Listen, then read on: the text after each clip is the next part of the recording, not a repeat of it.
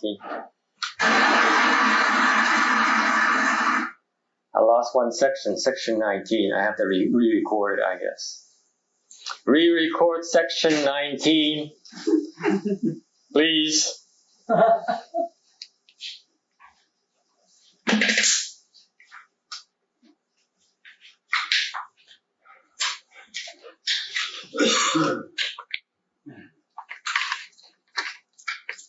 Thank you.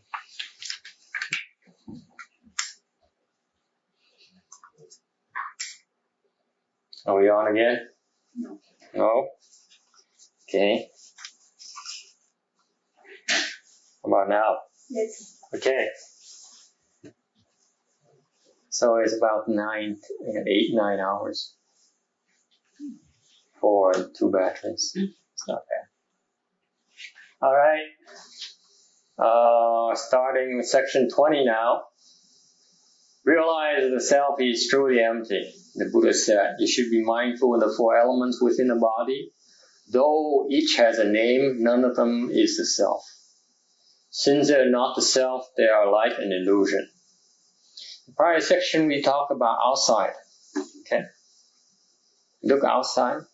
Our senses go outside and contemplate outside of us. Everything is impermanent. Now we're talking about looking inside here. What's very close to home. Okay? The 4 elements. What are the 4 elements? There are 4 elements that make up the universe. They call the Chinese, it's called, when the 4 big elements: earth, wind, fire, and water. Thank you. Okay, what's earth? Earth are basically solid parts. Your muscles, your hair, your bone. Water is the things that flow, like your blood, your secretions, mucuses. Fire is the warmth inside your body. Okay? And air is the breath or movement within ourselves.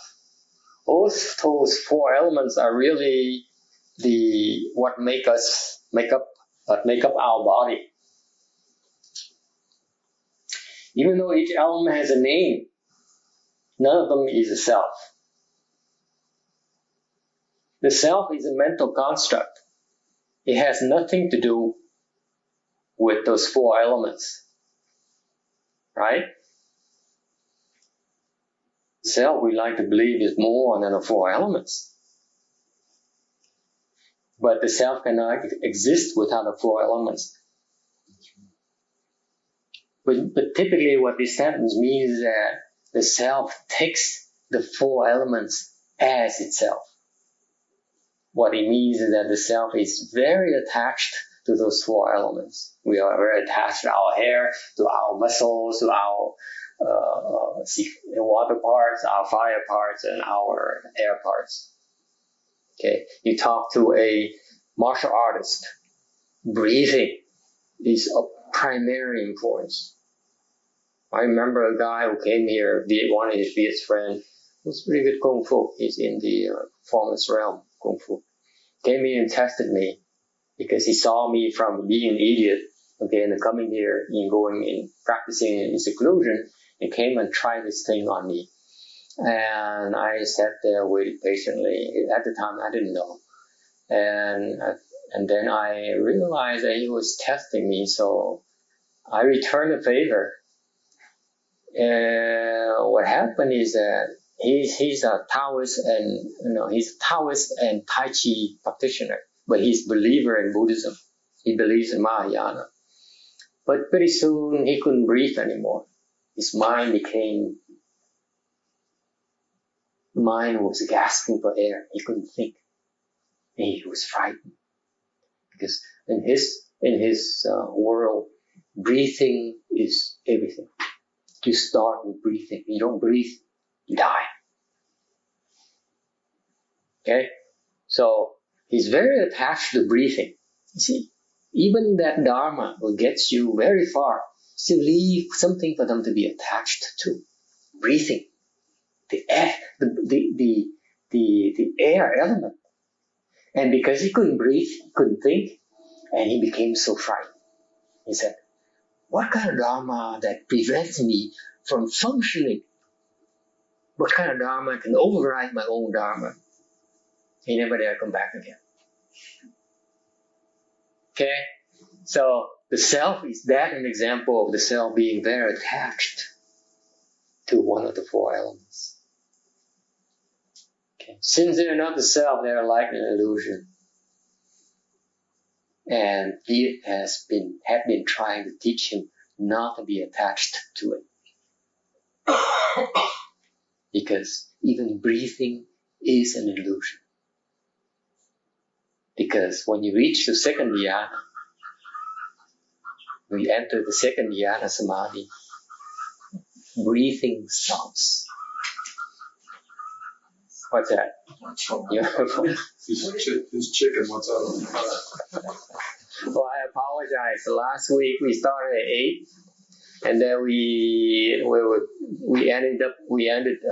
didn't end until like 2 or 3 in the afternoon, maybe 3 o'clock, 3:30.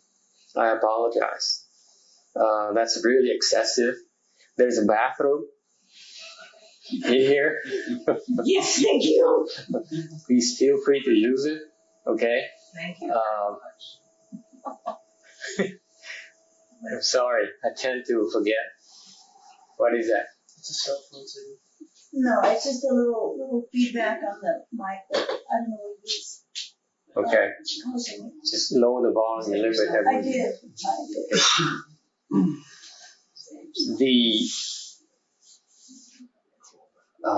Why are they like an illusion instead of being an illusion? No, that's a good question. Aren't they an illusion? What do you think? I don't have the text in Chinese, so I don't know. Yeah, it could be just a translation. Yeah, it could be a translation thing. Oh. I will check and give you an answer next week. Okay? And because if everything is an illusion, it wouldn't be. If you see, you have to be careful. These translators have some kung fu. They have some wisdom. They receive Venerable Shenhua's help. So if they use light, there must be a reason. Sometimes they make mistakes. There's no doubt about that. It's either typographical or they simply don't understand. Okay? But when they use it like that, maybe there's a reason. Okay, I will look into it. The Chinese translation would tell me more. I trust the Chinese part more than the English, really. Yes? Whenever I discuss Buddhism with people and you say, the Buddhist person like an illusion, as opposed to that, if you just come out and say, oh, this world's an illusion, and they say, oh, well, I can touch it, you go, yeah, that's an illusion. It just, it softens the blow, right? It makes it less, ends right there. less of a target for you. Yeah. You become less of a target. So if you say like an illusion, I always say, well, you guys don't understand. Well, there was this video game, and it's like, it's virtual reality. And you say, why is that virtual reality? Because you can just, turn off the game, and that reality ends. Yeah, it has a softening effect. But my thing is that if that's the worldly dharma, okay, and it's wise for you to do that because you deal with worldly people, okay. Now, when you do a Sutra lecture, I try to be as blunt to the point of kicking you out or encouraging you to leave, because what I want you to know about is the bare truth. Face the facts. So I would prefer to say they are an illusion. They are illusions. Okay? The actual grammatically speaking, probably it should be like they are illusions. To add like "n" is pretty a drastic thing for me. Okay? Maybe it has a purpose. In talking about, where he's talking about self here, self is what is the only thing that can need the four for the construct of self, so that the self can be mindful and possibly saying like in this case has a little else as an illusion as self sees it. Yeah, I'm not clear about the use of like and illusion, but what this sentence is telling me is that, see, it reminds us that of the attachment to our body. We go to such great lengths to take care of it, right? We take care of our hair, take care of our beard, take care, bathe ourselves and perfume it and wear it and feed it and massage it, and praise it, caress it. We spend so much time taking care, being so, reinforcing our attachments to our body. Okay? Because when we talk about the four elements, it's really referring to the body itself, referring to the attachment to our body, the heavy attachment to our body. And the body is an illusion. All right? We spend so much energy taking care of our body.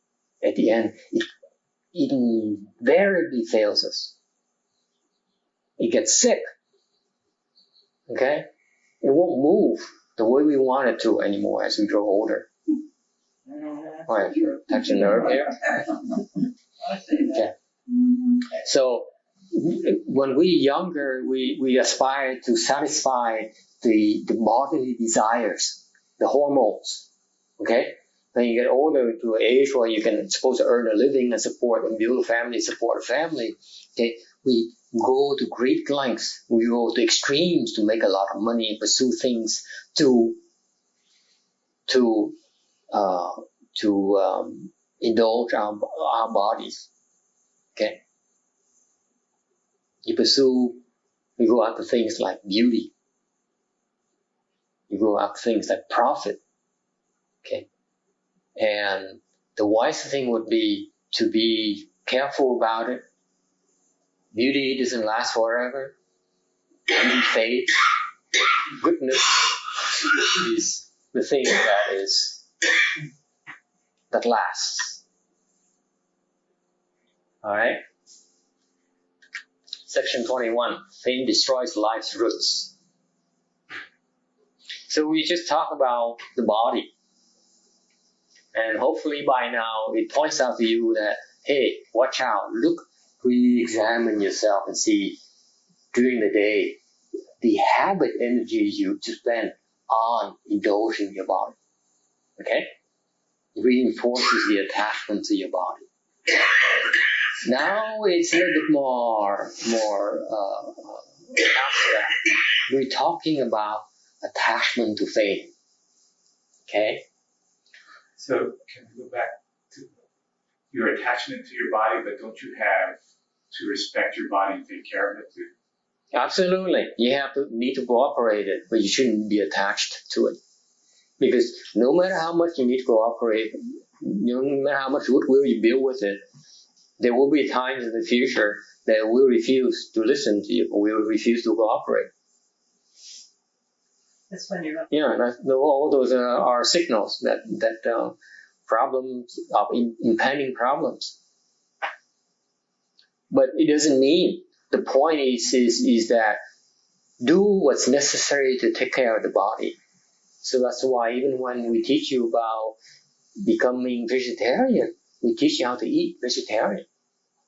Right? The things you should eat and things you should watch out for. Doing the right things and not become attached to it. Does that answer your question? Yeah. The Buddha said, there are people who follow emotion and desire and seek to be famous. By the time their reputation is established, they are already dead. Those who are greedy for worldly fame and do not study the way simply waste their effort and wear themselves out. That thing is that adoration from others that all of us are so attached to. That vanity part on our psyche that is very difficult, rather dangerous to touch. Okay?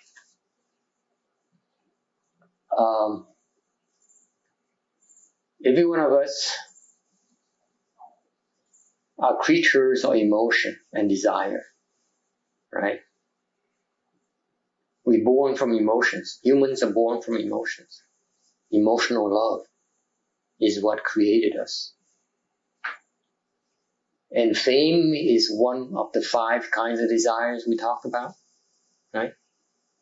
The 5 kinds of desires in general: food, sleep, sex, fame, and wealth, right? And this mentioned one of the 5.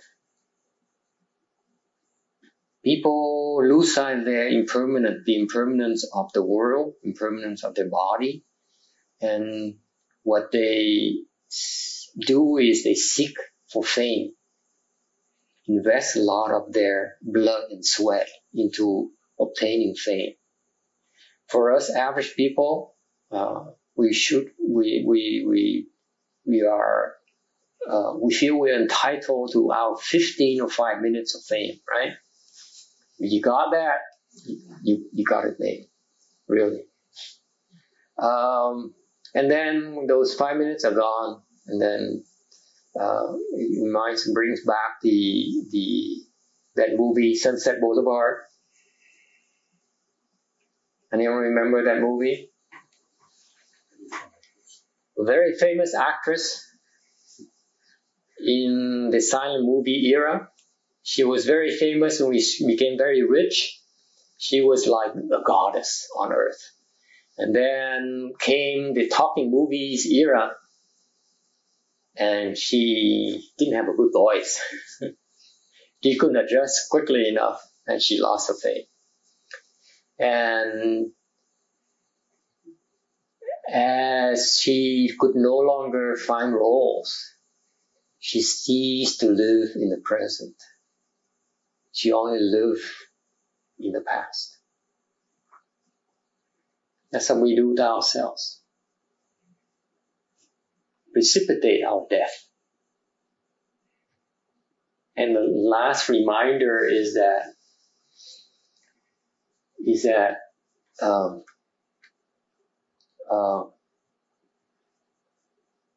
you find yourself seeking for fame, and I read this last sentence as you detect that greed for fame, that mind that seeks for fame, then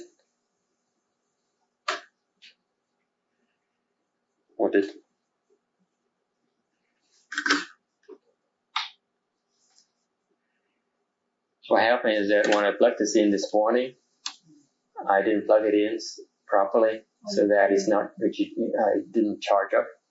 If you plug it in, you should continually using the. Yeah, now the AC's out. I don't know what to do with this.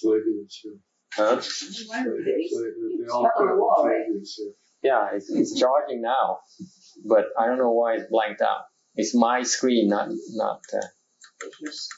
Your computer's okay. No, it's my computer that blacked out. Just you turn it back on. It's charging now, and it went out. Actually, I lost power. That's what it means. Okay, I turn it on again. Mm-hmm. Sorry. So anyway, any questions? But if you're famous and you do cultivate the way, you're okay. Right? Yeah. So But wouldn't you have to get the fame? Wouldn't you try to be the attachment and the greed? No, you can become famous not meaning to. Just standing there? No. this is You can be Those- famous by accomplishments. Mhm. But the accomplishment of it should be. It's not only fame. Fame is too broad of pain stroke. What about approval from others at a smaller scale? Sometimes approval from others It's the means same you're doing. Dr. Salk was Okay. famous for inventing the What's the key here? vaccine, but he was in turn a great cultivation because he alleviated suffering among generation after hadn't thought of that. I don't know his method, his motivation. That's right. Oh, what are we talking He about? didn't do it. That sure self. No, he wouldn't have done it for money. Polio vaccine.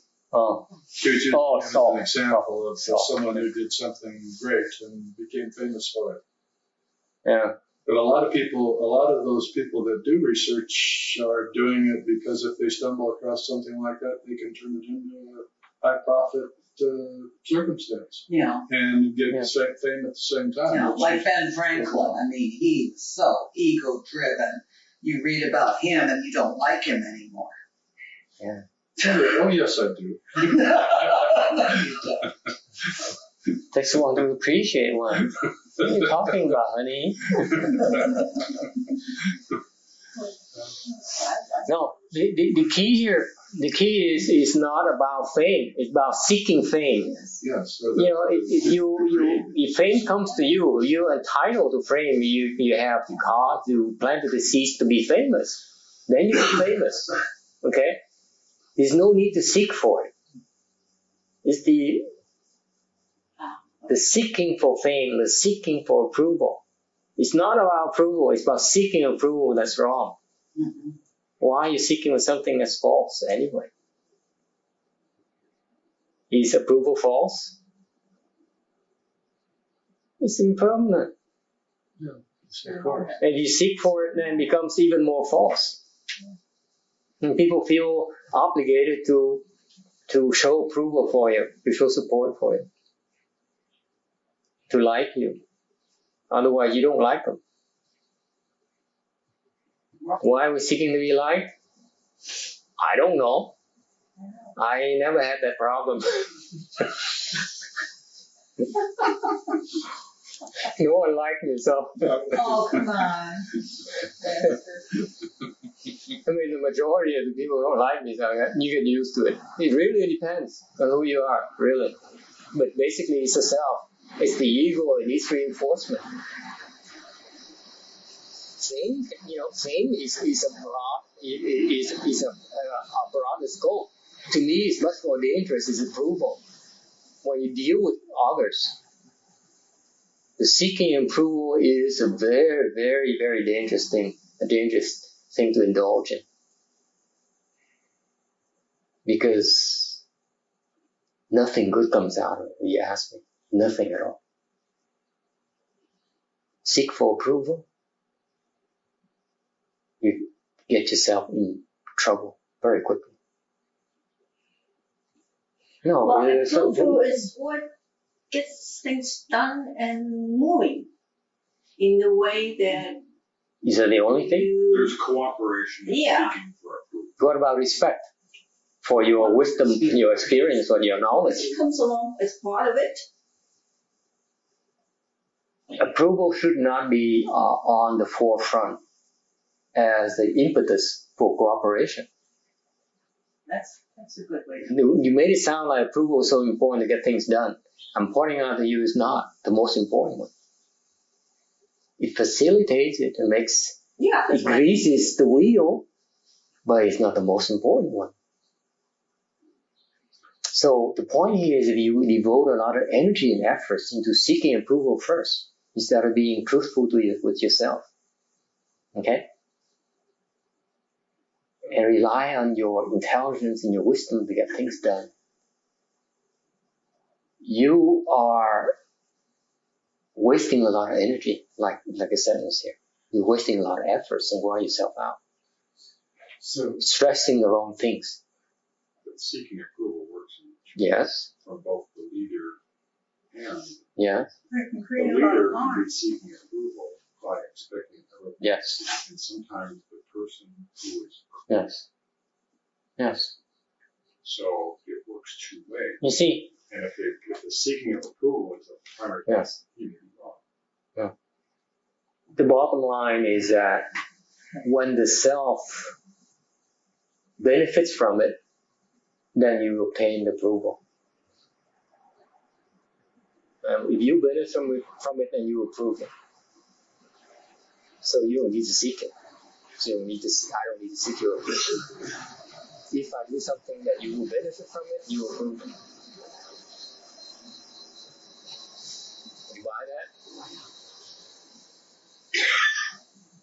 most of the time. So, in general, there's no need to seek for approval. It's a wasted effort to me. See, you guys are more worldly than I, and your culture is much more sophisticated than where I came from. So please help me out. Yeah, am I wrong? Is approval that important to you? It should be more important in my mind. So No. you said something about not Be true to yourself being true to yourself. and trust the goodness in others and the wisdom in others. You see, if I go out there and say, I try to sell to you, that's because I have ulterior motives, right? I try to make up your mind for you. If I don't even try to do that because I'm not a salesman, see, you have sales quota as a different realm, okay? We're not talking about that.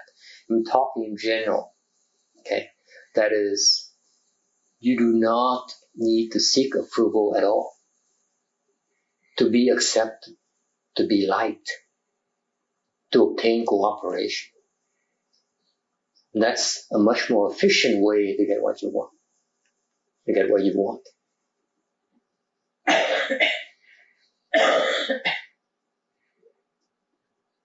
That's my claim. What about others who are seeking approval from you? What do? Let me turn the question around to you. What do? Come on. Give me an answer. No chicken out now. Keep a bunch of them around. Why? Oh, they're nice to have around.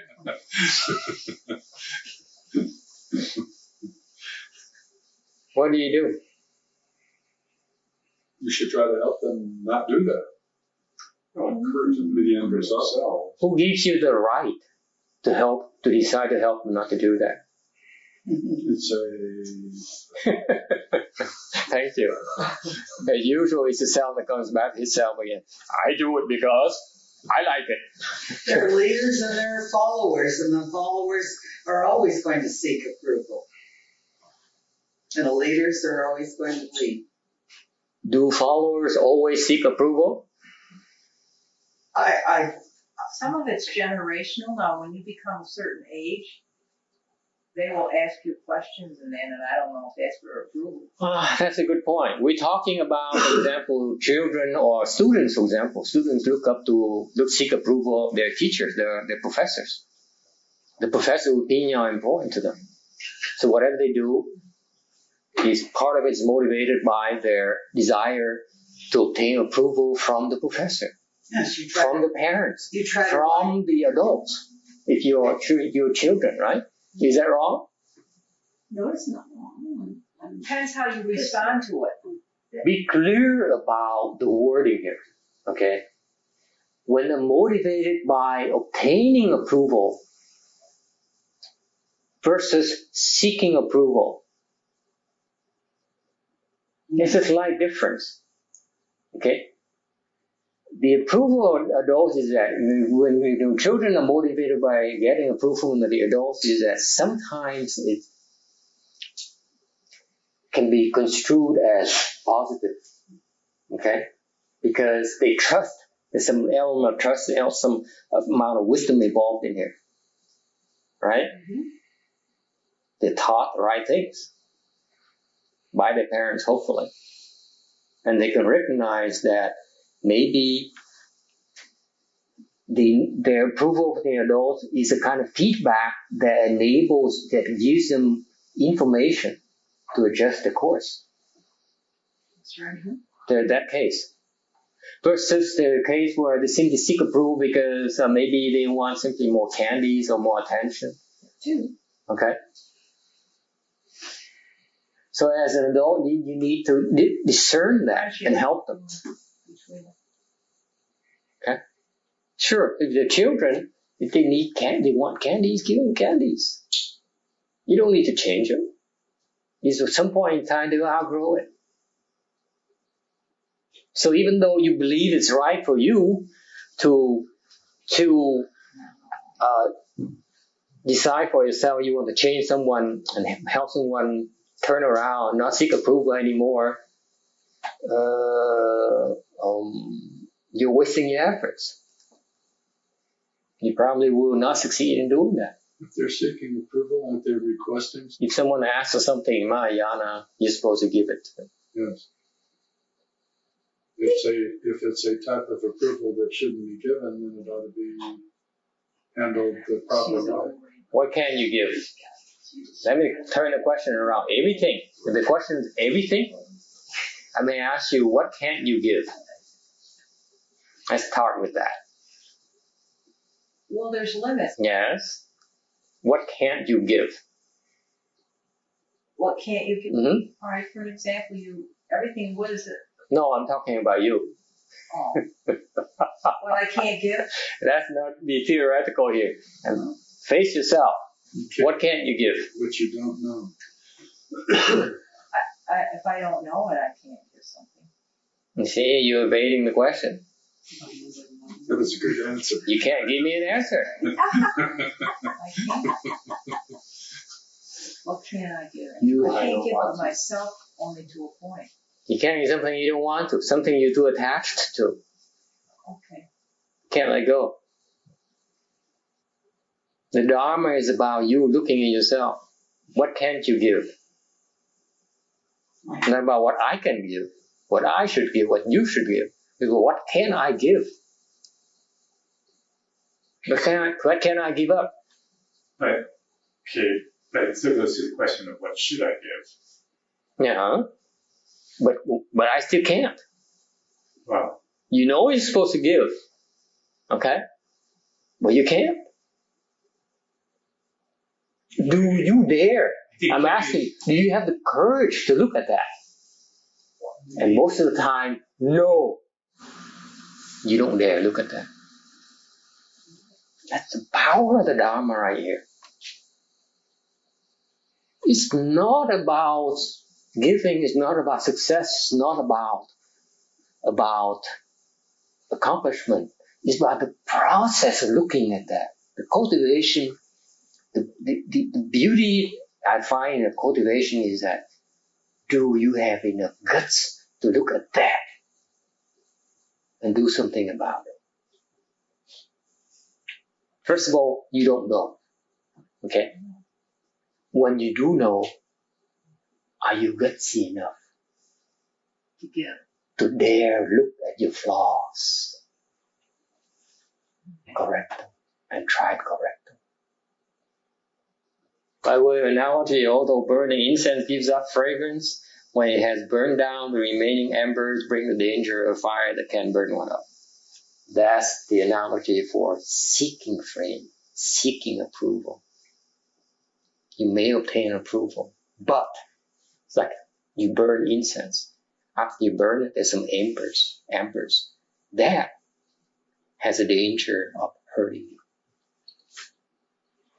That's the only meaning of the section, is that there's what he uses an analogy, explains the principle, and he uses an analogy. Okay, seeking approval, seeking fame is like burning incense.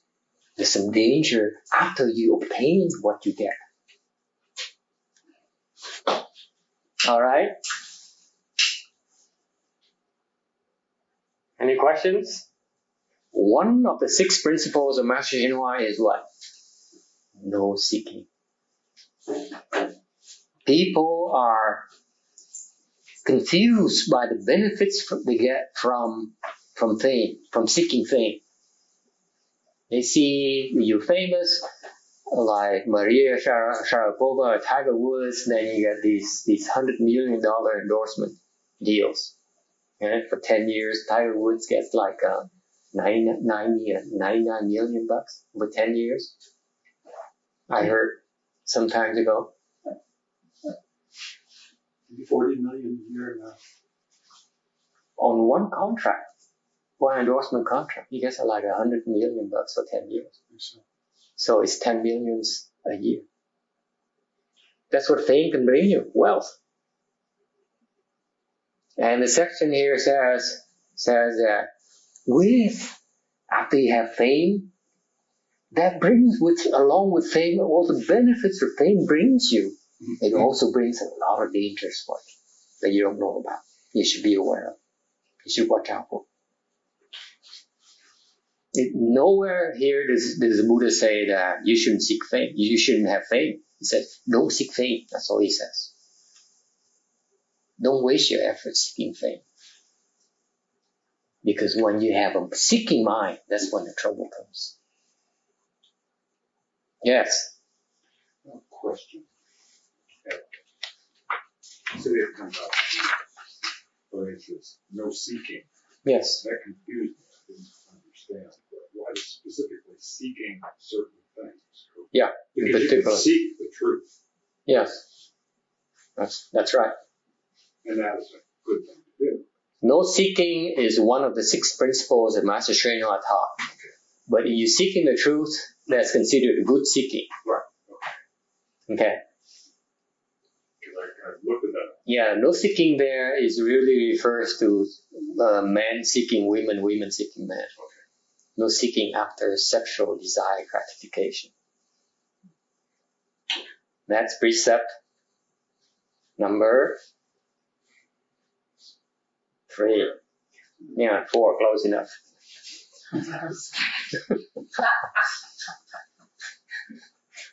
It's one of them.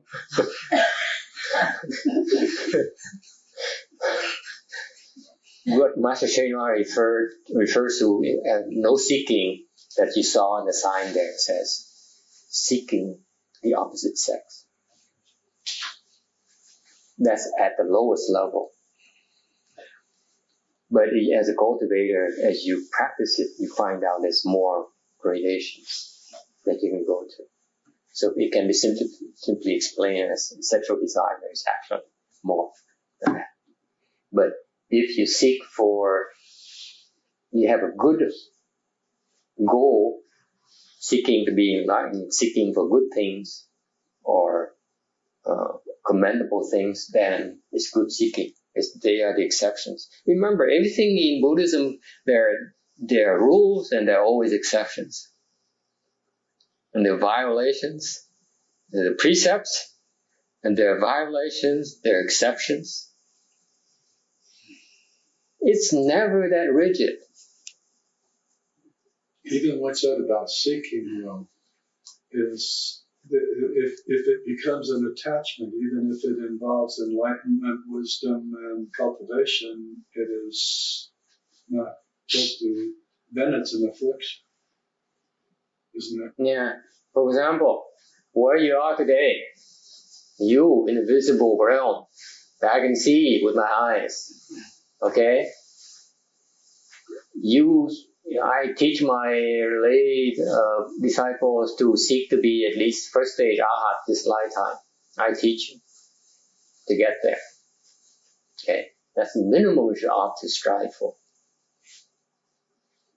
While you still can breathe. We keep saying about the opposite sex. How does Buddhism handle homosexuality?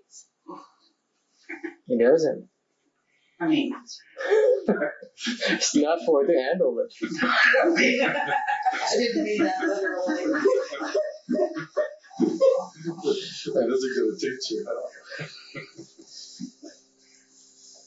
There is a demonic behavior or something like that. Yeah, it's a consequence. It's homosexuality, lesbianism, depending on who you talk to, is really the effect of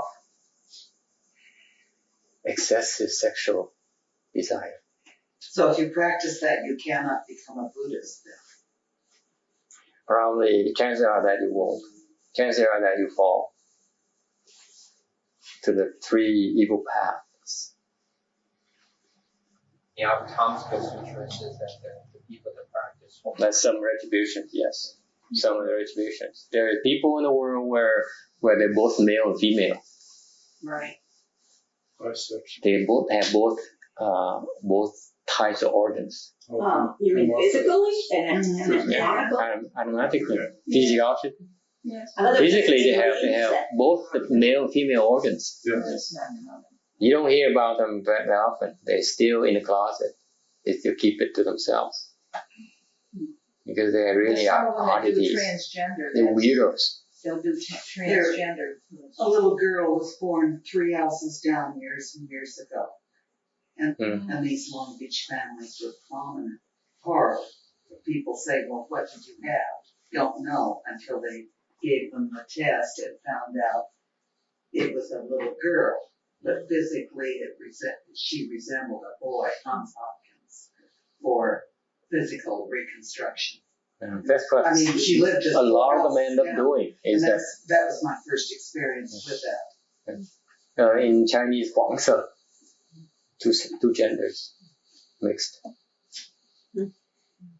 So homosexuality is you live your life. It's considered a sickness, a mental sickness in Buddhism. And with all other sicknesses, there's nothing we can do. It's your problem. Not mine. But I have I know a number of people. One of them isn't me. Actually, You're supposed to see other people's faults as their own faults. That's right. We are going out of our way to try to help you. That's true. it goes against nature. Nature is supposed to have yin and yang. You put yin and yin together, or yang and yang together, and that's how the AIDS virus came about. You know that? Oh yeah, the virus is basically the structure of the virus, as far as I know, is there already in all of us. Same as cancer is in all. It's just when you put the yang together, That's right. when you're not supposed to, that's when the virus can have the conditions to manifest its own real self.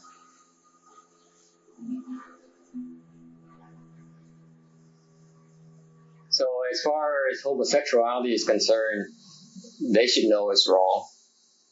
And we're unlike some of us who believe that when it's wrong, they should try to change it. We don't try to change it. We simply say, as far as our belief goes, it's wrong. Okay, it's not up to me to tell. It's not for me to tell you it's wrong or right. But if you ask me, I tell you that our belief is wrong, and we should change it. We don't say wrong because you're wrong and right. We say wrong because you ought to know it. And if you're interested, you can talk about it. And you believe in it, then you should seek to change. A good seeking. How did you determine it was wrong? Because in our beliefs that's wrong. Yeah, but what about your belief made that wrong? What about my belief is wrong? There are a lot of things about the nature of sexual attachment that I still don't understand. Okay? But as far as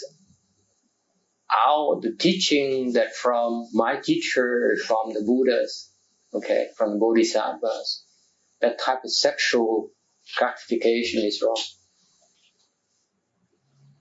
You no longer are creating.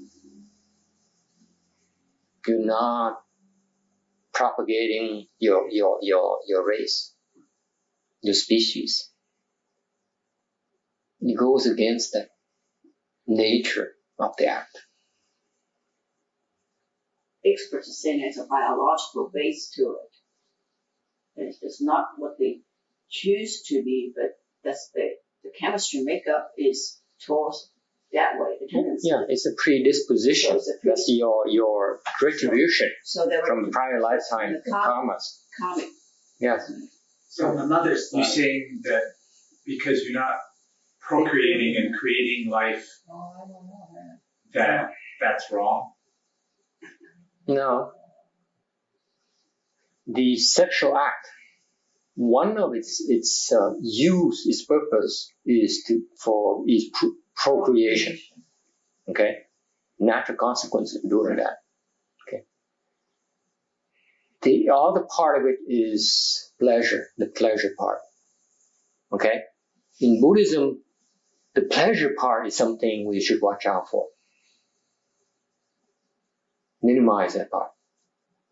If you're a cultivator, you minimize that part. You say, okay, let's have children because we need to take care of our There's ancestors. no sex after menopause. There's no pleasure.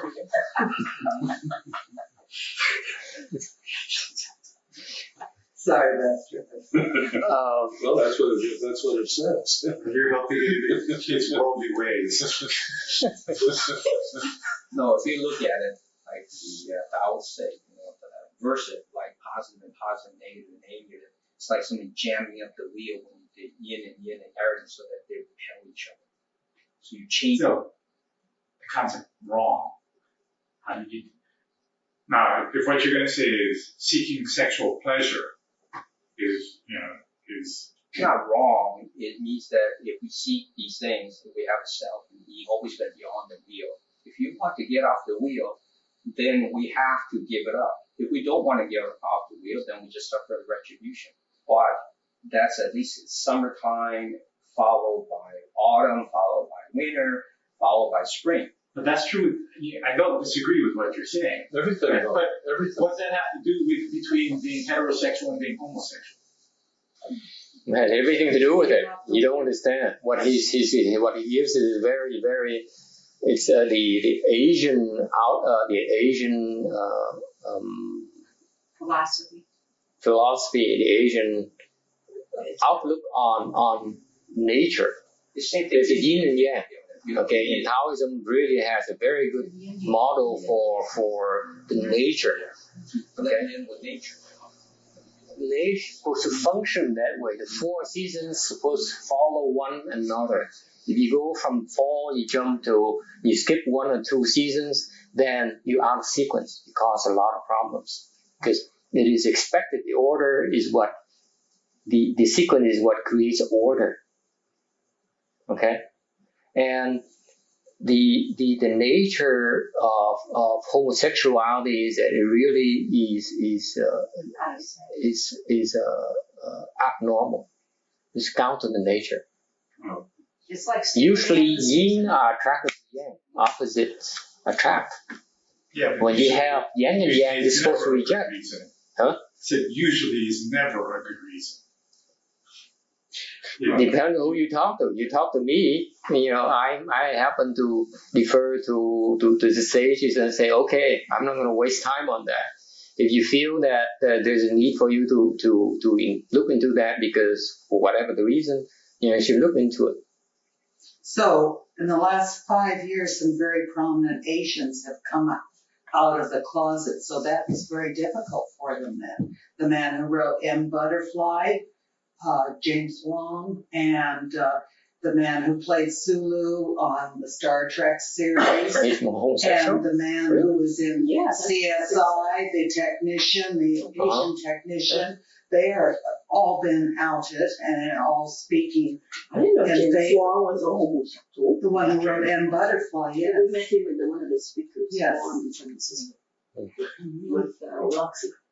Isn't when we're talking about love and desire and everything, the way you just described it a moment ago, then isn't the pleasurable part among opposite sex the same as what we're discussing here?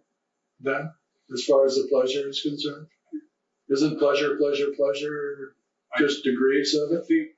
I think there is a different level. Lower animals, there's no such thing. Right. And they have How do we know that? well, They sure seems like it is they sometimes. smell something, they have to count it. All right, well, That's it. And there's no, about it. and basically, in some animals, it's actually painful. But Is that true? we don't, Yes. with cats, That's true. with cats, dogs are cats. cats do not have, Dogs do not have sexual desire, sexual pleasure. Ooh. I don't know. I don't think it can be exactly, I I don't think it can be exactly. No. It's not They have a- same as our. It's not sophisticated as our kind of sexual desire, But the thing, but they have They some don't have pleasurable emotions. sensations. but their emotions are not involved. No, I don't think so. That's the animal realm. You look at some of the studies of My tigers, dog's emotions are involved. yeah, the lions, that's Well, all they there's all care about emotions are is involved when he gets food eating and too. sex. Yeah, especially the male one. Yeah, but And why is it absent when they have sex? Why are emotions absent when they have sex? And it's okay to have them when you eat. But I'm saying that if that's the case, it's also the case when they eat. Yeah. Okay. Or when they You can spend be- time with You you. can be You starving. know the dog likes you. Yeah, you can be starving It's true. and need food. Yeah. That's not pleasure. If you decide that you have to have a piece of banana cream pie, that's a different thing. No, they're not that much different. Then- When you then starving why- can why- when you starving can physically when you eat you experience some physical pleasurable sensations. Okay. Whether you're hungry or not. You feel some sensation because of your sense organs. But I still think that there's something different as far as the cognition process. Okay. They're all just Because I degrees. think that They're all that just in degrees some of ways, the same thing. sexual pleasure promotes the development, promotes this, Yeah. the propagation of the species. well, Yeah. there is In an human animal beings. in the animal realm. That's why the male will kill the young just to make sure that his genes are propagated, not somebody else's. I tell you a realm that's weird that you don't know, you don't talk that much about. The God's realm. God's realm, they do not need to procreate through sex. Gods are created by transformation. But didn't you say there's no male or female in there? That's in Amitabha spirit line. That's different. So you ought to read the Amitabha Sutra. You see that event? Okay. In our desire realm, the 6 heavens. The first 2 heavens, they still have sexual intercourse as part of their pleasure. Seeking. Formless realm? No, in our desire realm. In our desire. Desire realm, the realm we are right now. Okay, it's called desire realm. Right. The 6 heavens. The top heaven is the heaven. Okay, the 6th level, highest level. That's where the heavenly demons reside. All right, that's highest. Lowest is I told you that's where my master, Vietnamese master, went. My late master went. Okay, that realm and the Christian. I'm sorry. The 4 heavenly kings, the first one Yes, above us. the that's first what one. you're referring The 4 heavenly kings heaven, the first one that's called heaven, the first heaven in the Zai realm is called the 4 heavenly kings heaven. Okay, because it has 4 kings that govern the heaven, are in charge in those heavens. And then on top of that, the Christian God heaven.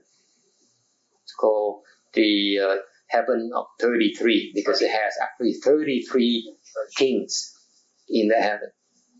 Okay, in those first 2 heavens, the first heaven, you have a lifespan of about 9 million plus years. Over here, okay, right now we about 60 years, 65 years on average. Up there, everyone gets 9 million years, 9 plus whatever it's supposed to be. Okay? You're That talking about heaven. a spiritual world, are you? I mean, Master died, he's no longer in physical form, but it's in the desire realm. It's still in desire. He's a god now. His consciousness is still connected to. Now he takes on a yang nature. He becomes a yang god. Okay? And now he resides physically up there, halfway midway through Mount Sumeru. That's where the heaven of the 4 heavenly kings is located physically. And then on top of Mount Sumeru, you get into that later, is the heaven of the Christian God.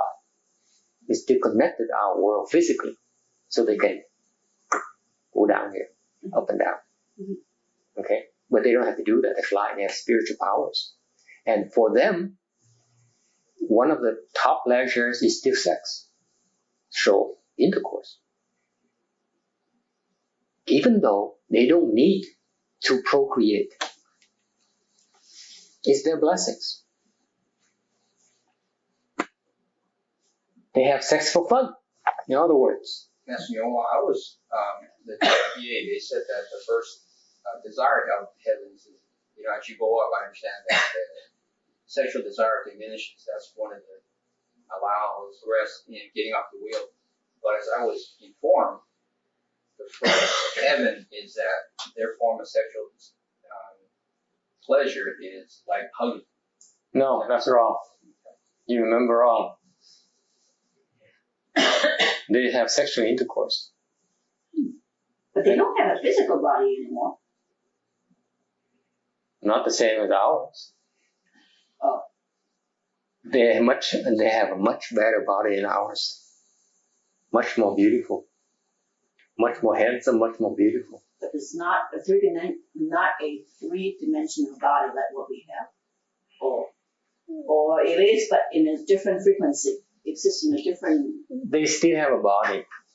Still a body, but exists in They still have a body. But the frequency, vibration is different. That's why we don't see them. In terms of our things are because the light bounces off. Right, yeah, because light doesn't bounce off, and the way the light bounces off our body. Right. In other words, we only see a certain range of frequencies. Because of the limitation of our sense organs. Right. Okay. But if you open your heavenly eye, you can see them. But which heaven did they stop sexual intercourse in?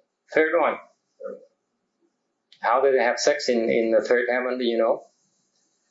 As long as we are talking, I thought I'd save this for when we have like Bronte or Jennifer. I'd love to hear about this.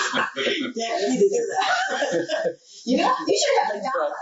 But I'm always have it ready in my reference because I have my two young guys here who can't wait for an opportunity to talk about chicks and sex and Sexual intercourse is much more wonderful up there. Trust me. That's why it's very, very tough to escape their attraction. Yes. But if there's no need for procreation. Because it's their blessings. Part of it. For example, your blessing is that you're able to afford certain kind of food, certain kind of clothing, because you can buy it. You can acquire it. Okay? You can afford to come here and listen to a lecture. That's your blessing. Alright? And the part of their blessings in that plane of existence is that sex is still part of their blessings. The first two, dear. I love the way you said that. So number 3 is what is it? Is that the hand holding one? Or the third one is Suyama heaven, is when they have sex the way they experience sexual pleasure up there is no longer through sexual intercourse, because sexual intercourse is so coarse for them. Give you an analogy. For example, you wear these hemp clothing made of hemp, very poor and rough fabric, right? And then you wear silk. After you wear silk, you don't want to wear hemp again. Right. That's why. Okay? For our realm. I'm sorry? It depends on how cool it is.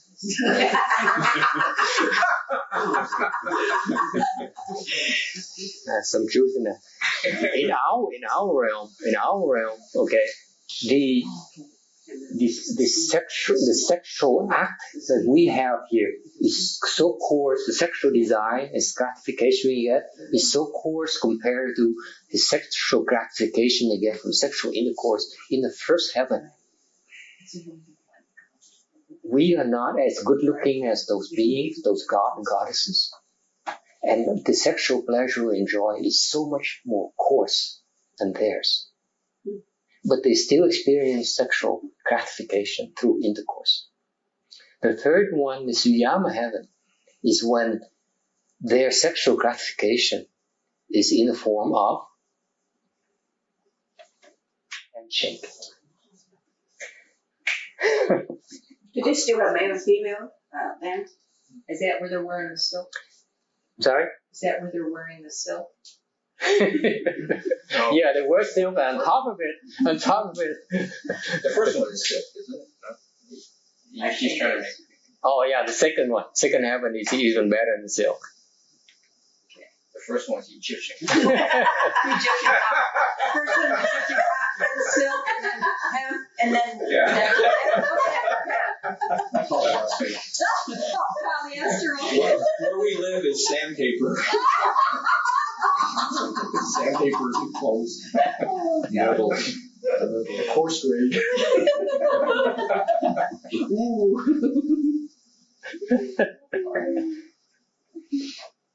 Anyone wants to know what the next level is? Yes, come on, let's get it all. You get it all. Is it too much to ask? I want to know about sex today. I can't believe it. I thought it's RJ is jumping up and down. Please pray, continue.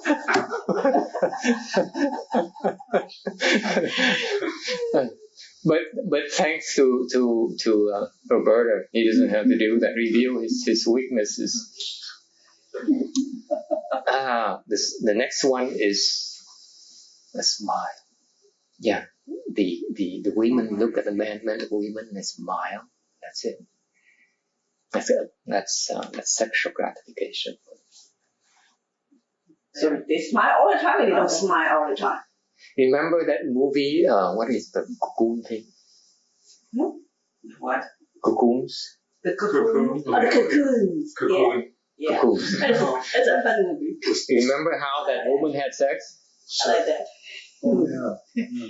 That was interesting. That's kind of an allusion to that state. What kind of clothes are they wearing up there? Silk. Cocoons. Silk, that's cocoons. Well, I mean, so we went to silk now from silk down there now up They're there? light It just gets smoother. Or is that the nudist colony? She's simply drawing your attention away. She's drawing your attention away from her real true motive. She wants to know more about sex, not clothing. Boys, trust me, women are like that. Oh, but I see them walking along. They're like this. In We're the just big system.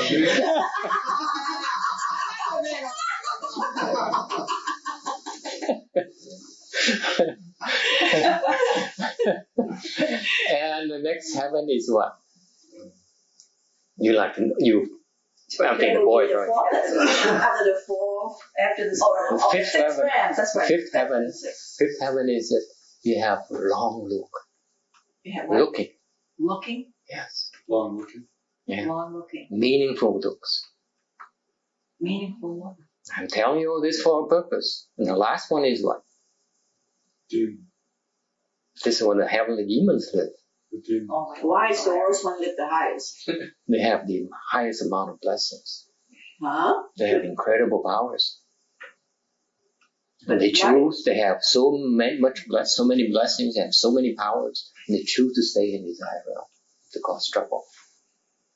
So the last one is the demons, and the one before that is the look. Are they demons in there too? You know, demons everywhere. But it's not where the heavenly demons choose to live. They choose to live in the best heaven in our realm.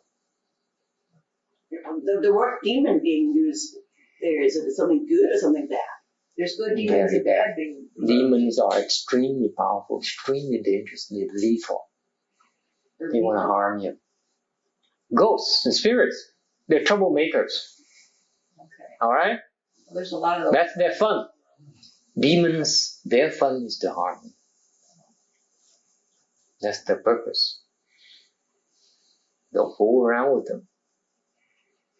In that realm, the sexual gratification comes from a glance. A glance. You're not the only one, dear. People glance, and that's it. They're happy. They're satisfied. That's how subtle their desires are. It's so refined that glance. What karma? And then It's sexual desire. It's fun.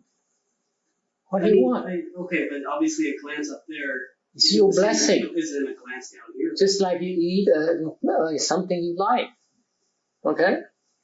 It's your blessing. You're entitled to that. It's part of your makeup. If you glance, they're gratified. So if you up in heaven realm and you're cultivating, then You don't cultivate. shake hands, you don't cultivate. You're all, That's why you don't go to the heavens. Heaven, first of all, the lifespans are so long. The sexual gratification is much more refined than ours. Okay? Even the first two heavens, even all the 6 heavens, the gods and goddesses are so beautiful, incredibly beautiful. The heavenly music is much better than ours. Everything is much better. That sexual gratification is much more refined, much, much better. That's why when you're born in the heavens, what do? You enjoy. Are you stupid or something? been told that. That's why the human realm is considered the best realm to cultivate. Because what? Because we have something what we call suffering. So we know. Just like, look among yourselves how many billionaires you have in the audience. You see why the rich people don't cultivate. Because they enjoy their blessings. They don't want to deal with suffering. You can't cultivate unless you know the first truth. The truth of suffering. The pain in your body. The things you lack, 3 sufferings, the 8 sufferings. Unless you experience those, you won't cultivate. then I'd like to know about the death. You said it was like a little death every time you're sitting there. You're supposed to ponder on that. It's going to take you the next 10 years, 20 years, 30 years. But what I'm saying Or even is, longer. That was meant for even for higher level people as well. It came out for a reason. well, what I want to know is, if it's a little death, I thought when you died, it was not that pain. Yes, you're dying, but I mean the pain you suffer while you're sitting meditating, and you say it's a little death. I don't like that kind of death. Yeah. So I mean, I've seen. Not always the case. Sometimes very painful. I worked around it for 30 some years, and I saw a lot of it, and I didn't see a lot of pain. I saw some with pain, but not a lot. A lot more going on that you don't know about. Most of the time it's very painful. Okay. It's very, not only painful physically, but painful here. I mean, not physically. Here for sure. It's very, in then I the understand. predominant cases, it's very painful up here. Amen. Chaotic. Okay. Fear. Fright. Yeah, a lot of things. When you go there, you know what I mean. Oh, I'm sure. You forewarned. Okay? So why do I talk about sex? It's fun? No? RJ wanted you to. What did you say? What did you say? the cause is to be on the wheel. The primary cause of birth and death. Come back. Okay, well, that's too deep for me. That's too deep for me. I'm going to tell you, it's way too deep for me. The 6 forms of sexual gratifications, which 6 are you doing? You think we don't have them here? You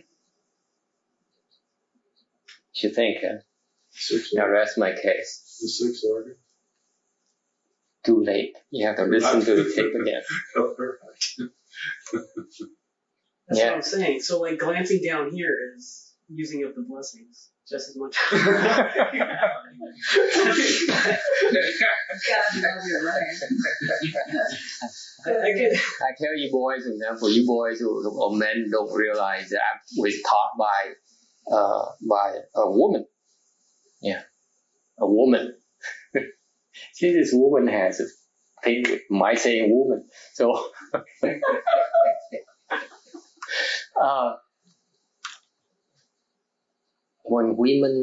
What turns women on is those meaningful looks. It's just as sexually gratifying as the touch. The way you look at them. Isn't that true? One nod? No.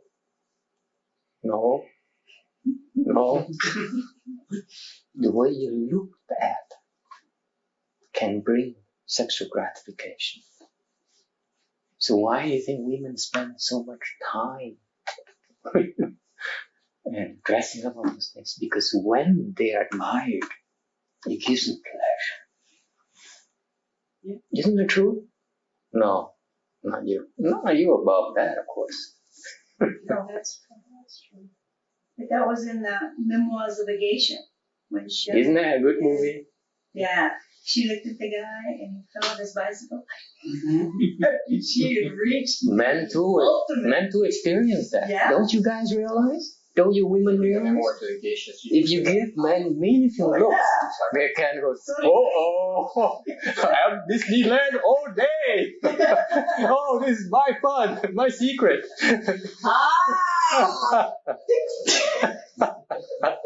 Now you know.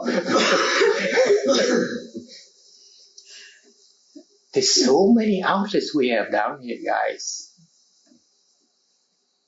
Okay, section 22. Moving on. Let's not get carried away here. So much for fame. Now let's clarify the issue. Wealth and sex cause suffering. The Buddha said people are unable to renounce wealth and sex. They're just like a child who cannot resist honey on the blade of a knife. Even though he cannot make him full, he will lick it and risk cutting his tongue in the process. Even those. Okay. Anything that's not clear to you here? It also clarifies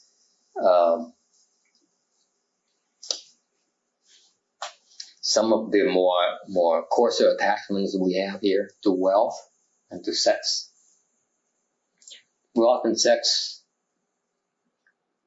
excessive wealth and sex can be harmful and very difficult to resist. Because when you have excessive wealth, it tends to feed on the ego. Excessive means that it refers to the fact that the ego, the self says, I'm better than you. So maybe not necessarily you have to have excessive wealth. You have to be extremely wealthy. It's just the fact that you have enough wealth that brings it to the point where the self says, I'm better than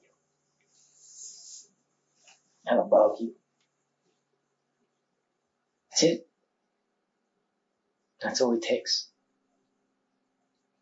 Better, you have power over others, and it is so attractive. And smarter. And smarter than others. Absolutely, that too. More money you make, the bigger genius you are. Yeah. It takes smarts to create wealth, doesn't it? Huh? And they are very difficult to resist. It's what it can bring you. And the analogy here is that the analogy of the licking the honey off, a child licking the honey off a blade of a knife refers to our childish nature, that we cannot resist our urges. We are drawn to honey, and knowing full well that we could get hurt, we take the risk anyway. And being a child, chances are that the child will get hurt because he doesn't know any better. All right? What about people who inherit their wealth? So you have to be very smart. Yeah. What about it? Well, Depends what they do with it. pretty stupid people that got money. And probably chances are they can hold on to it. If they're that stupid, they can't hold on to it. So they don't stay wealthy very long. Part of the money part of it, and otherwise in life they're not. Wealth is one of the measures of success we have in our society, but it is a false criteria, not a good standard for you cultivators. If you cultivate, you don't measure your success by your level of your wealth, and stay away from that. So you might ask me, what about Master Shen Hua? Why he came to this country with empty hands? When he died, how much his assets are worth? Million. Try. That's what he's worth. You're wealthy to me. What's wrong with the picture? And what's not wrong with the picture? He never claimed that to be his though. He gave it all away. That's the beauty of the picture. Yeah. It's not under his name. It's not by his offsprings. That's right. That's right. So you can't say he's wealthy. He still wears rack robes, and he still eats one meal a day, and that kind of thing. If you think you're not affected by wealth and sex, then you're immune. This section is not for you. Okay? Section 23, a family worse than a prison. Okay, we're getting... I like that. The Buddha said people are bound to their families and homes to such an extent that these are worse than a prison. Eventually one is released from prison, but people never think of leaving their families. Don't they fear the control that emotion, love, and sex have over them? True? What's wrong with you? Your family's tying you down. You have no family, you have not no freedom. What about loneliness? What about loneliness? Have you ever been lonely in the past, especially when it comes holidays, when you're by yourself in the apartment, in a room? No one to talk to. What about loneliness? Isn't that suffering? Wouldn't you rather have a family instead of having that? Control over loneliness. You can go and seek out friends. But there's still things that's empty in your life that still need to be filled. It's more than simply 5 minutes or 1 day of a holiday. It's the emptiness you feel inside of you that hurts, that lacking in your life. That is the desire, that pleasure that's not fulfilled. What about that? Is it fair? So is it fair for you to say, you who have a family, to say a family is all, and being alone is better? I'm saying being alone has its own problems, has its own drawbacks. Everything has its plus and minus. So what's the difference? Why didn't they talk about single people here versus having a family? But they only talk about families. What's the point here? Attachment. No. See, I told you. A family is worse than a prison. A prison, there's a duration, there's a term, a prison term. You go in there, you suffer, you pay back, you pay your dues, right? You pay the price, and then you come out. You have a fresh start. A family is worse than a prison because it has the same thing. It has a lot of attachment. You give up a lot of freedom, okay? Give up a lot of things. You constrain, okay? But then the family has no term. Limit.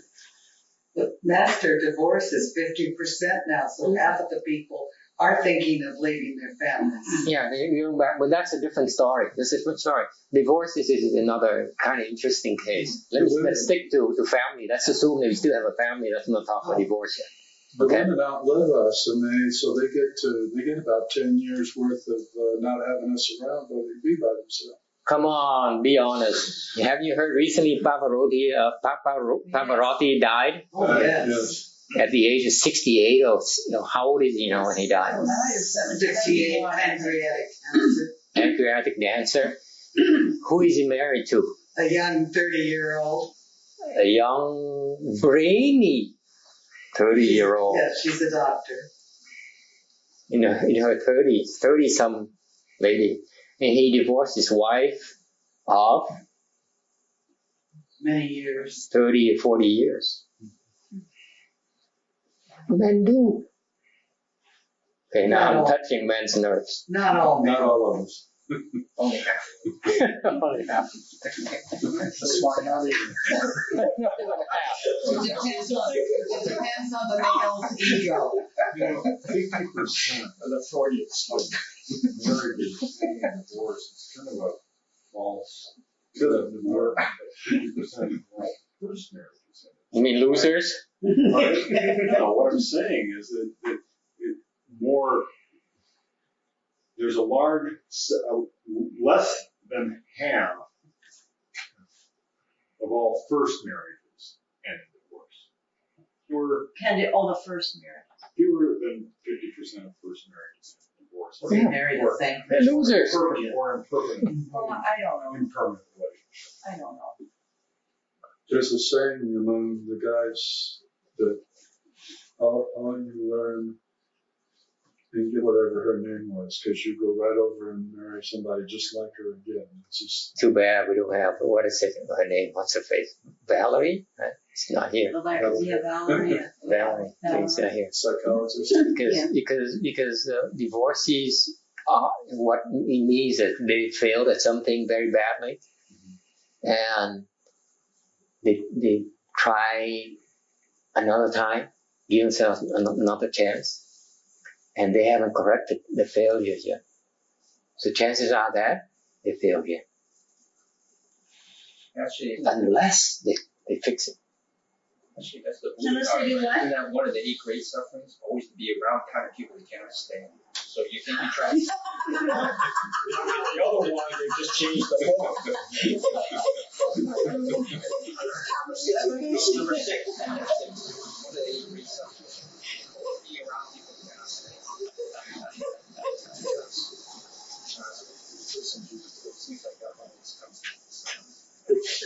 Point we talk about family here says, you can see there's a term, prison term, okay, but families have no terms, no term limits. What is meant here is that there's a last sentence has it. That's the key in the last sentence. Okay, they have no fear over the loss of control. They indulge in emotion, love, and sex. That's what keeps them to the family.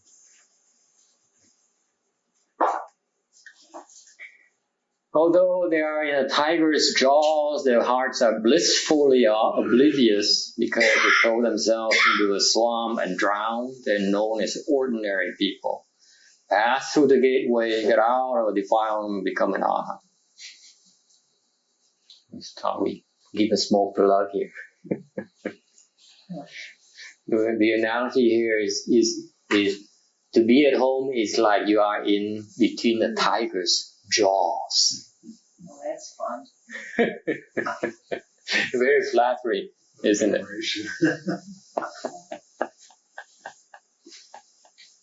And the key thing is that you are blissfully oblivious to the dangers. It is so interesting, and the way that he chooses to use the analogy. People are so blissfully oblivious to it. They choose to concentrate on the bliss part. He's saying, hey, all you people who are married, have families, and are clueless.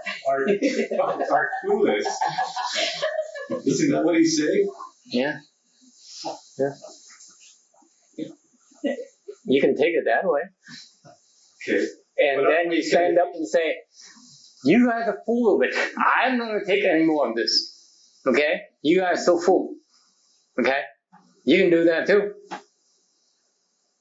Or you can say, so what's the point? Why do you put me down? Why do you put my life down? You can also take the attitude and say, I thought I come here and hopefully you make me feel good about myself. What's the point here? Why is it so cruel? Why is it putting down families and love and sex and affection?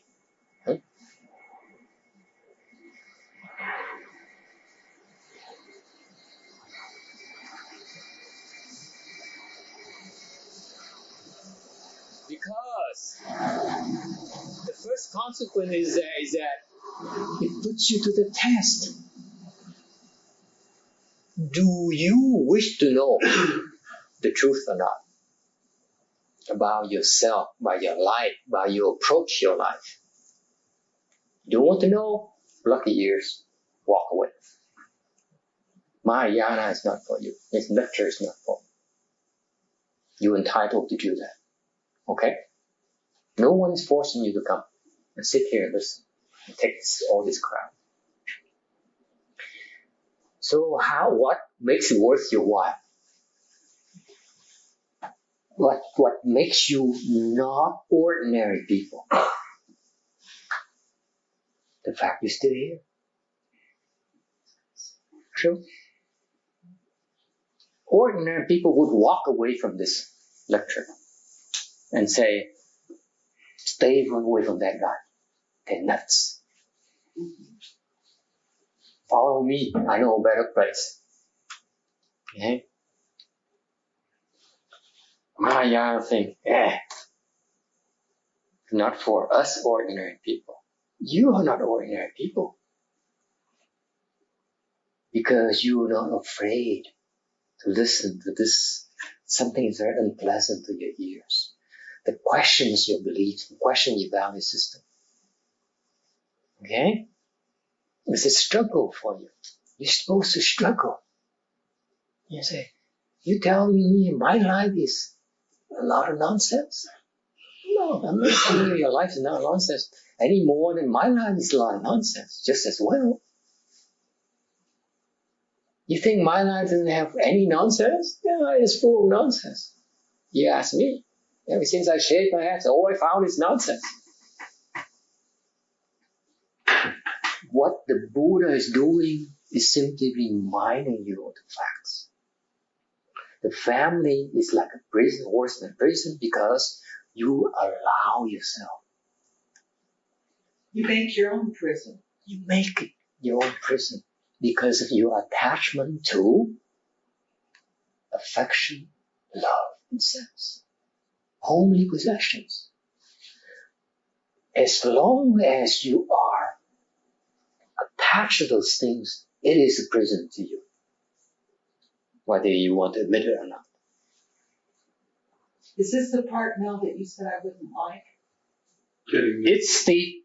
We're getting He's reading again in the Sutra book, and he said, we're approaching the section you're not going to It's like. the oblivious part, that we choose to be oblivious to it. That makes us ordinary people. I don't recognize you. This is not a prison, this is my family, this is my life. First you're the ordinary people, and then you come to this. But I haven't done this, Master, for 20 years. In some parts of it, not even for 30 years. I haven't had a family. I haven't celebrated a Birthday? occasion of any Christmas, Thanksgiving, nothing. No holiday do I celebrate, and haven't for over 20 years. Don't ever feel lonely? Did you ever feel lonely? It's what's involved when I'm with that family. What's involved when I participate in that kind of ceremony. Mm-hmm. That no, I'm not alone. But definitely there's something missing. There's a big void you need to fill up in your life. But that's the suffering part of it for me. Yeah. That I'm not missing it at all. Really, truly, it was. That's part of your blessings. That's part of your blessings. It's really not to be encumbered by that. See, similarly, I have a similar kind of blessing. I got a family and got divorced very quickly. Well, after several years, I got divorced. And then I love the opposite sex and enjoy the chase and enjoy all the flirting, all those things, all the 6 forms of sexes. Did pretty good, actually, in all 6 forms. See, now, okay, my God, people get me a copy of that tape, today's tape, okay? It's gotta be in Z, right? It is. Oh, okay. But I'm unencumbered so that I have a chance to do things that suits my whims. And I love that. One of my whims is learn meditation. This blessings manifest itself in so many forms, so different ways. Okay, so take a step further. I consider you to be superior people, and that's not flattery, and you don't need my flattery. Pass through the gateway. You superior people, pass through the gateway of your attachment to love, desire, and the household possessions. Get out of defilement, become an arhat. That's what you ought to strive for. Does this section make sense now?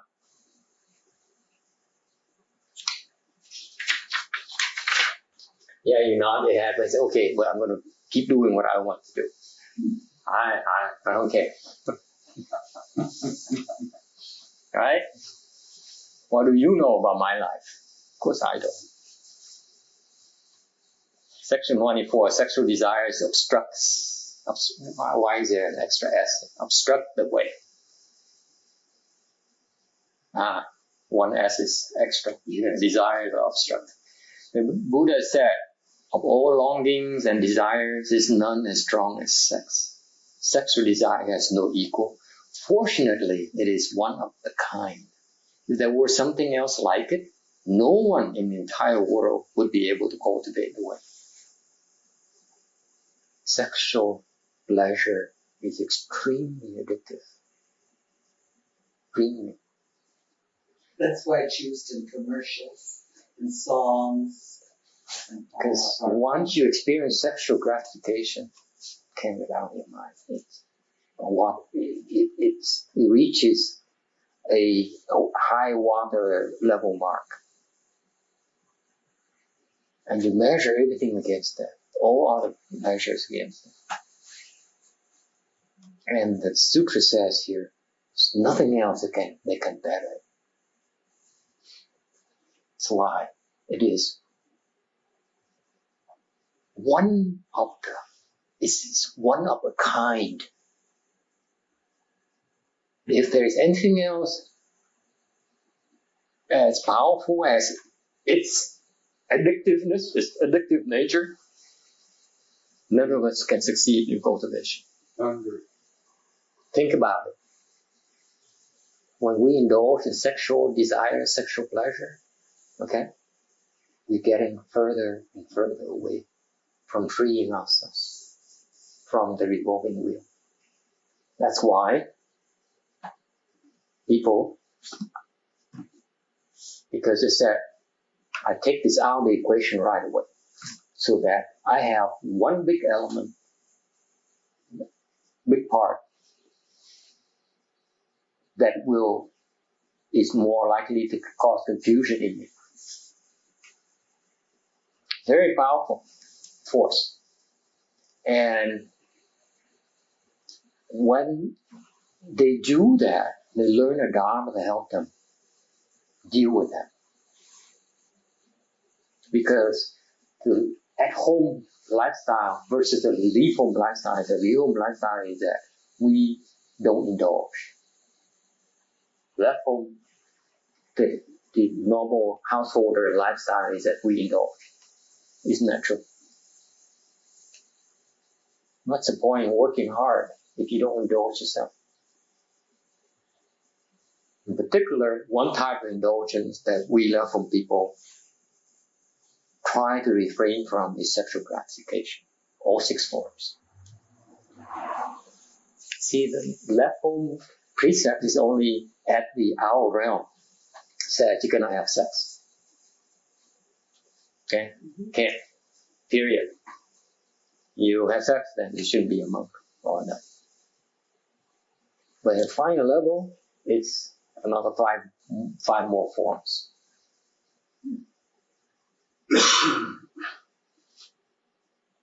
Okay? Any questions about sexual? The force of sexual desire? And that is a force. Think about it. The beautiful thing about this section to me is that maybe it's shocking to you. Maybe it's not that shocking to some of you because you read it already and you say, I heard this before. But to me, what's interesting from this section is that force is inherent in you, and in me. Isn't that true? It's inherent in all of us. That force is present in all of us. We are capable of harnessing that force and turning in the right way. That's how we succeed in cultivation. Do the same thing if there were another force to stop. Why the last law? Because there's nothing else that is strong as that. Oh, okay. That's the nature of things. The thought nature of our existence is that nothing is strong as sexual desire. Nothing. And that force is something that you are capable of generating yourself. Each and every one of you have that force inherent in you. Isn't it fascinating? You have it already. Just don't know how to use it. That's news to me. Bad news is that it's pretty bad force. Tough thing to handle. But there's a way to use it. That's the Buddha's genius. Is that something a precept to know? No, something you have to commit to learn. Then you know. It's not for sale. It's not to be explained gradually. There's some requirements.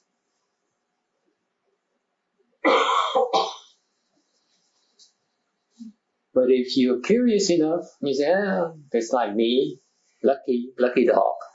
I decided to pursue meditation and I discovered a lot more than I bargained for originally.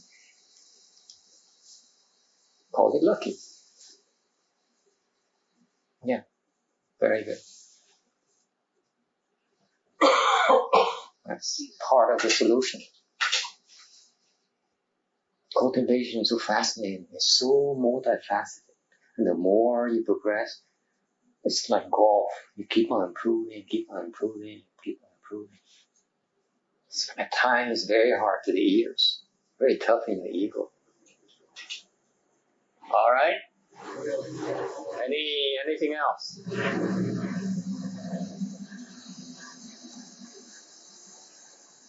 Time is up. So let me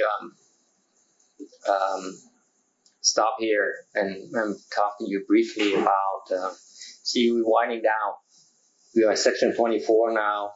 We started at 19, went to 24. That's about 6 sections. We're proceeding quicker now because you seem to be more resigned to your faith. It's, I'm going to sit here and let me ramble. Okay. So I expect to be able to finish the sutra next month, at the latest by the end of next month. Okay. Then I go into my 100-day seclusion. Now we begin the chant class in the first weekend. Can you get a sheet? Weekend of, pass it around, of February. Okay. For the chant session. The first Saturday of February, that ends the last Saturday of May. Okay. Now, the way next year I'm going to function will be different. This year, you can access my health through 3 channels. Number 1, chant class. Okay. Number 2, sutra class. And number 3, those plaques. So even when I do my retreat, I still have to service my plaques. So the plaque is still an ongoing thing for me. Whether during my seclusion, you won't be able to get personal directions from me. Okay, but the people around you can still access my help through those plaques. Okay. Next year, I'll probably try to add a few, add more venues because I'm still not ready to go full scale yet. All right. But next year we do a chant class again in the springtime, and then followed by Sutra class again, and then I go to my retreat again. It's gonna be my cycle until I decide to go full scale. What's full scale? Probably my own temple. Probably have you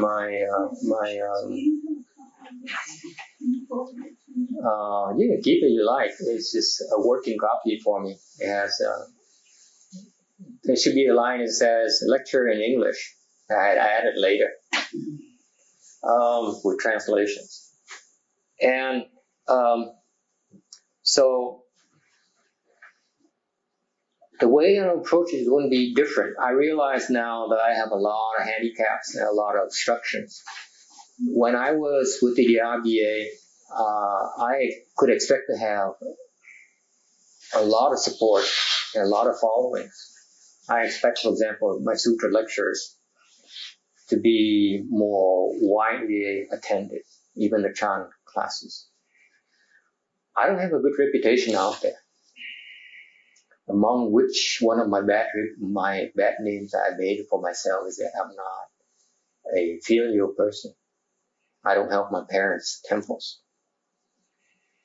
And if you're Buddhist, in Mahayana, you're supposed to be a Buddhist pundit. Then you know that if you're not filial, then you're really not a Buddhist. Okay? So don't bother calling yourself a disciple of Venerable Shinhua. That's right there. I lose right there. Okay? So it's preventing a lot of people from coming to my lecture and my classes because they say, he's a bad guy. Okay? And they're right. They're justified in doing that. There is the reason for that. But it doesn't matter. The point is that it suits my needs because the more of you out there who come to me, the more I find myself needing to offer you more services. Okay?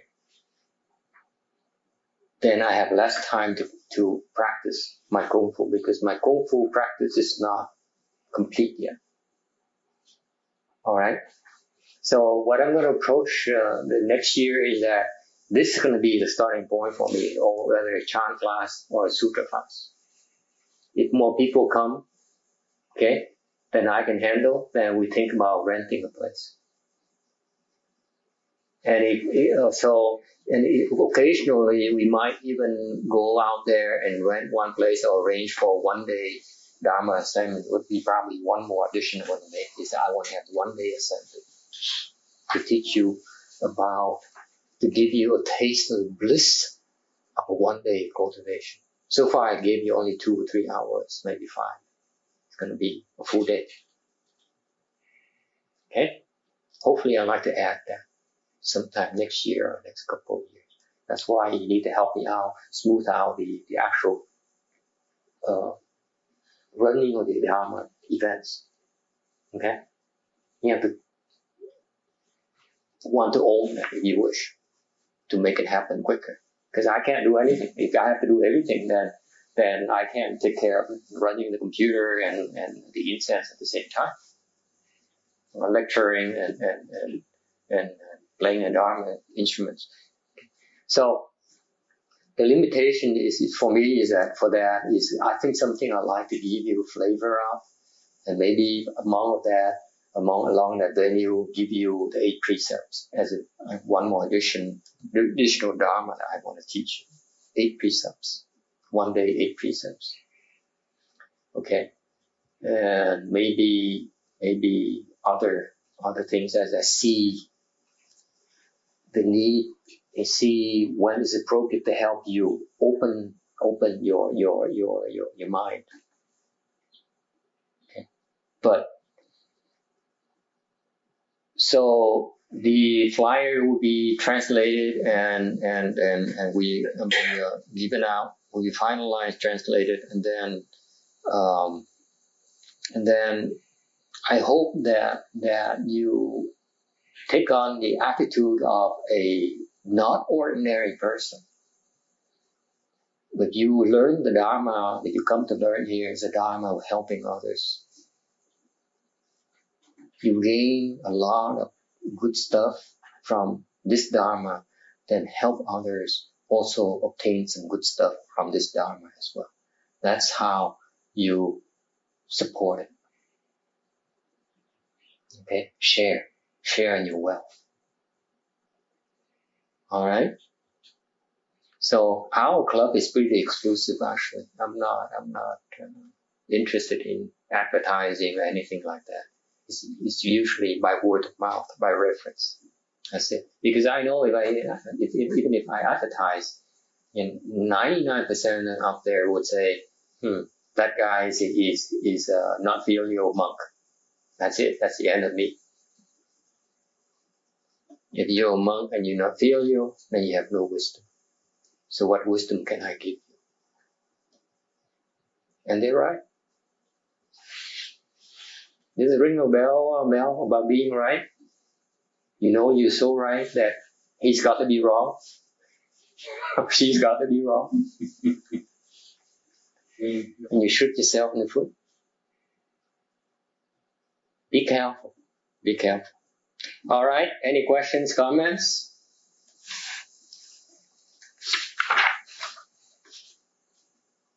What are you supposed to be doing to your mother's monastery to be more filial?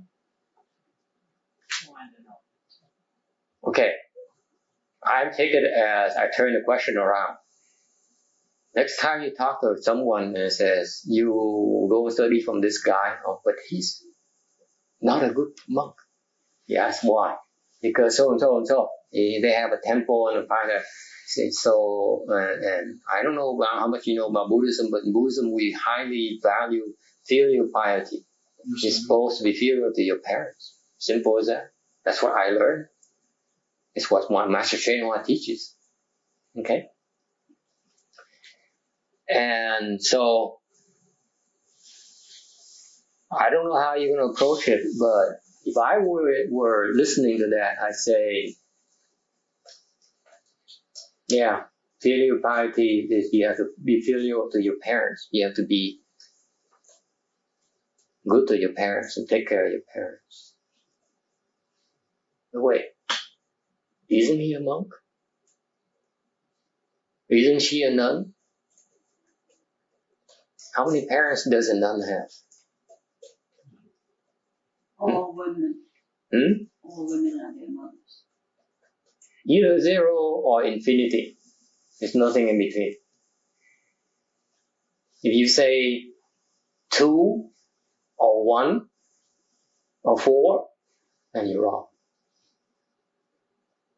But you see, when you become a level person, you make a vow to sever that family relationship, those family ties.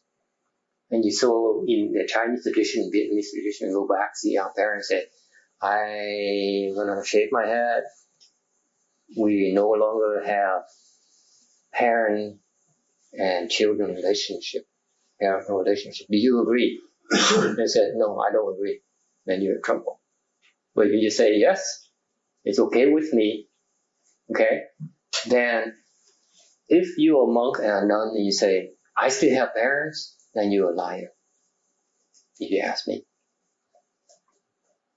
Parents left home first before you became a monk? Yeah,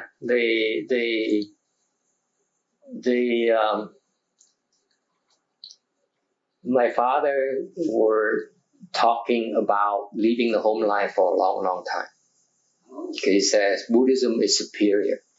superior philosophy.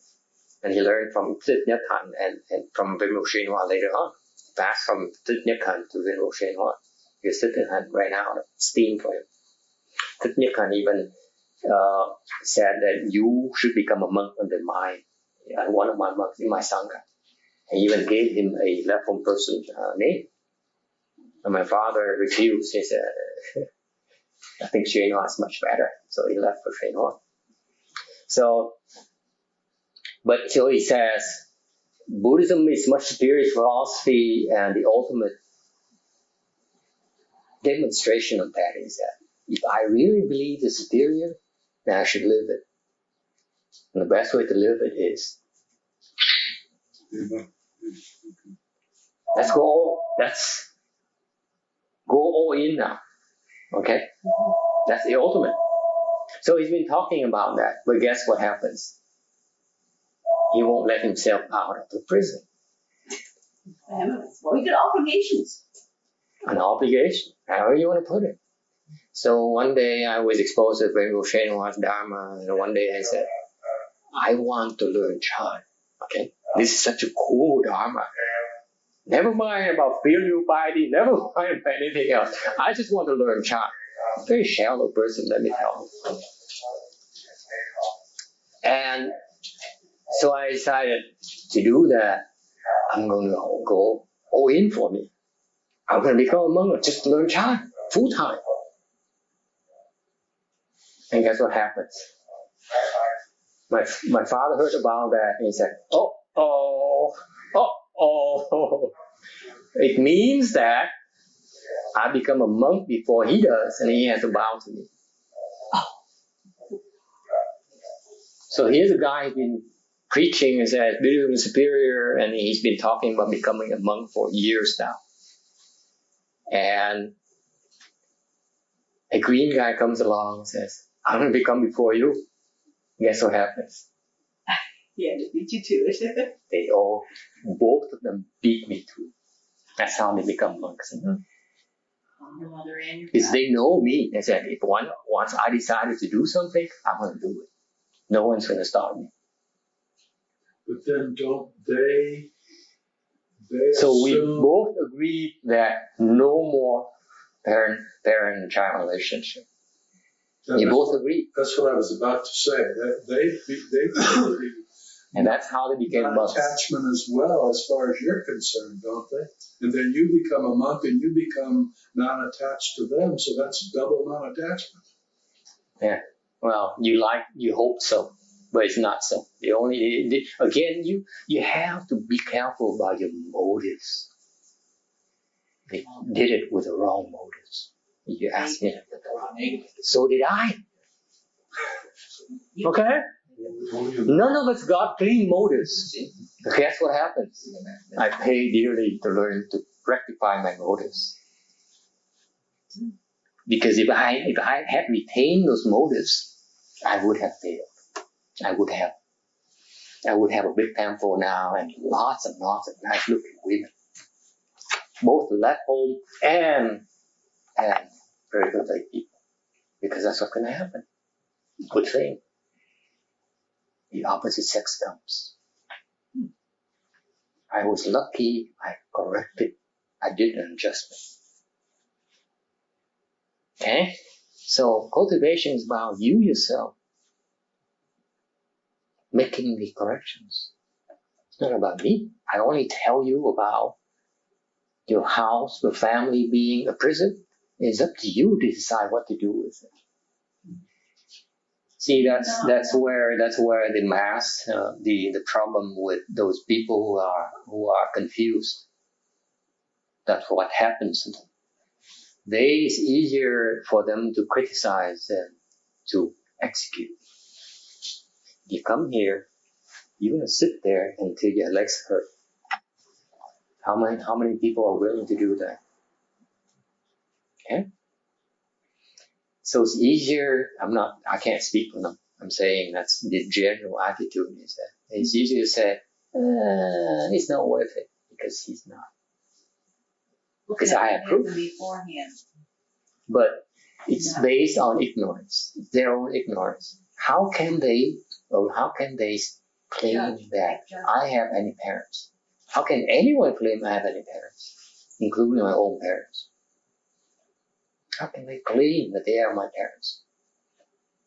They should be the last people to claim they are my parents, because they're monks and nuns already. It's not about denial, folks. It's about priorities, and it's about commitment. Okay? When you become a monk, another level person, your commitment is to cultivation of the way above anything else. That's what it means. Above even your own debts to your parents. You're going to take up those debts later. But that should not ever be in the way of your cultivation. That's why we sever the relationship. Take it out of the equation, because it is one of the heaviest burdens is what you owe your parents. You better take care of it. And as a left home person, we have different dharmas to resolve that issue, to settle the debt. Like I told you, 9 generations have enough blessings. Just like that. A mere fact. So it has its own way of dealing with those problems. It has its own dharmas of dealing with that. But anyway, the people, it's all right. What it really boils down to is that it's not, therefore it's my fault. Because if I don't have enough virtues, if I had proper cultivation, had the proper motives, I wouldn't have to undergo those type of retributions. But you could look at another ways that maybe it takes so many more blessings that they have for them to receive the training. So it's a two-way street. Okay? But that's all right.